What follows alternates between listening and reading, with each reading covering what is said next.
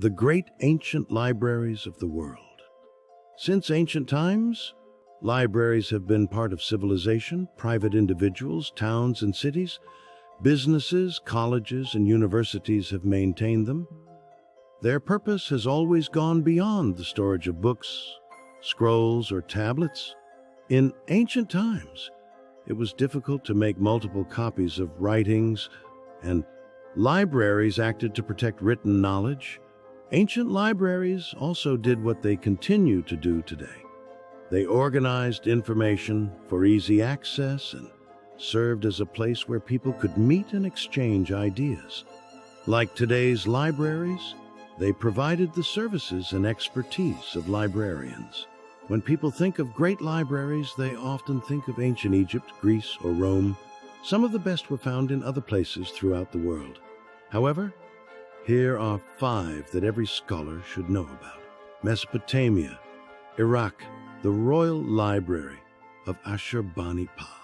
Named after the last great king of the Neo-Assyrian Empire, the Royal Library of Ashurbanipal was located in Nineveh, northern Mesopotamia, not far from modern Mosul, Iraq. This library consisted of over 30,000 cuneiform tablets made of clay and written in Akkadian, Neo-Babylonian and Assyrian.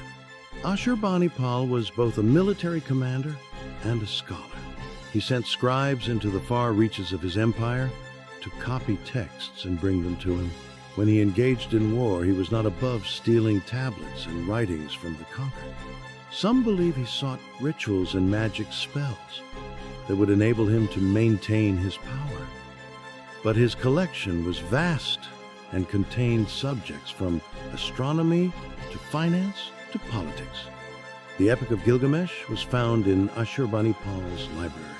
Nineveh was destroyed in 612 by ancient Babylonians, Scythians, and Medes. Ashurbanipal's palace was sacked and burned, but the fire baked the clay tablets in the library, preserving them until their rediscovery in 1849.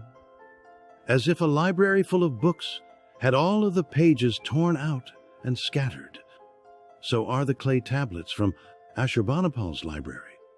Work continues sorting, cataloging, and organizing the tablets, which are now stored in the British Museum.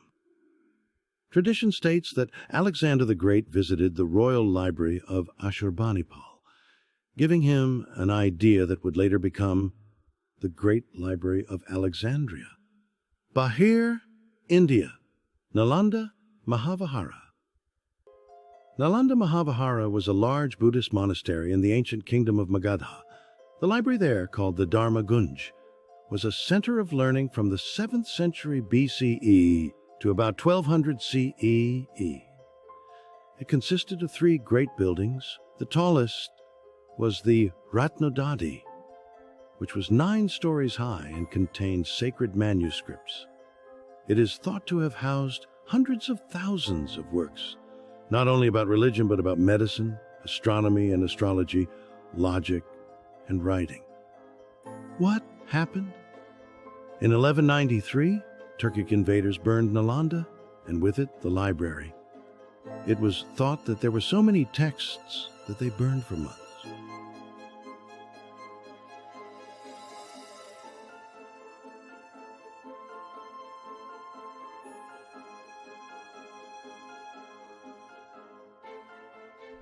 Timbuktu, Africa, the libraries of Timbuktu. When one thinks of a library, one often thinks of a single building holding thousands of works. In Timbuktu, Mali, 700,000 ancient manuscripts are dispersed among 5,100 smaller libraries and countless households throughout town. When added together, they form a priceless treasure of Qurans, hadiths and devotionals, legal texts, grammar, math and astronomy writings, history, poetry, and notes. Timbuktu was a thriving commercial center and had a very large book trade in the first millennia CE. Families throughout town passed these books from generation to generation from the 13th to 20th century. Most are written in Arabic and local languages like Songhai and Tamashek. What happened? Though these texts have circulated for hundreds of years, only recently have donors funded their discovery, indexing, and preservation. French colonialism largely devalued ornate Muslim texts, and complex West African religious and political situations led to destruction of many documents. Many documents are lost on an ongoing basis to time and elements of nature. Istanbul, Turkey, the Imperial Library of Constantinople. The Imperial Library of Constantinople was the last great ancient library. It was built somewhere around 350 CE and stood for over 1,000 years until its destruction in 1453. Its initial mission, under Constantine the Great and a statesman, a scholar named Themistios, was the preservation of Greek and Roman texts. In a large scriptorium, scribes transferred ancient texts from papyrus, which was in danger of decay, to parchment. Works by Homer and Sophocles may not exist today, were it not for the preservation work done at the Imperial Library of Constantinople. Indeed, most Greek classics still known today come originally from Byzantine copies of works held at the Imperial Library. What happened? Following the destruction of the Library of Alexandria, there was a 1,000-year sigh of relief over the preservation of priceless Greco-Roman manuscripts and literature. But in 473, a fire destroyed 120,000 documents that were subsequently lost forever. Damage from the Fourth Crusade in 1204 was substantial, but the death blow to the library was in 1453, when the Ottoman Empire conquered Constantinople, and the remaining contents of the library were destroyed or lost. Alexandria, Egypt. The Royal Library of Alexandria. Built by Demetrius of Phaleron, a student of Aristotle, the main purpose of the Library of Alexandria was to display the wealth of Egypt. Egyptians felt that their wealth was found in their knowledge, so the library became the greatest of its day.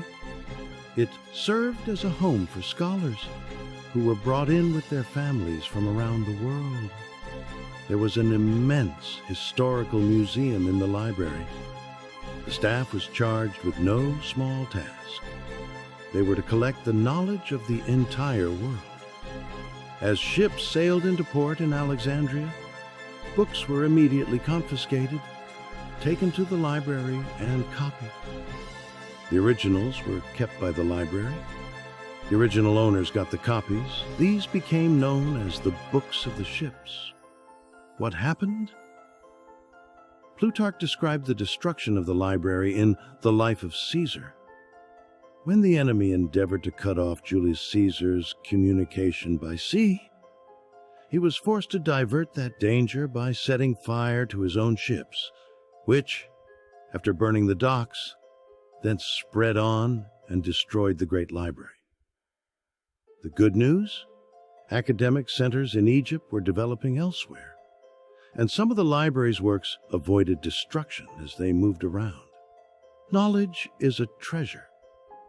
Fire, war, and time destroyed most of the world's ancient libraries. The loss of the information and knowledge within them is even more tragic. How many Greek plays or Roman myths existed for thousands of years, but are now lost today? How long did the world have to wait to rediscover math and science solutions found in the great libraries? The answer is uncertain, but the memory of these libraries serves as a reminder that we must preserve and protect knowledge as a treasure, much like the ancient Egyptians did.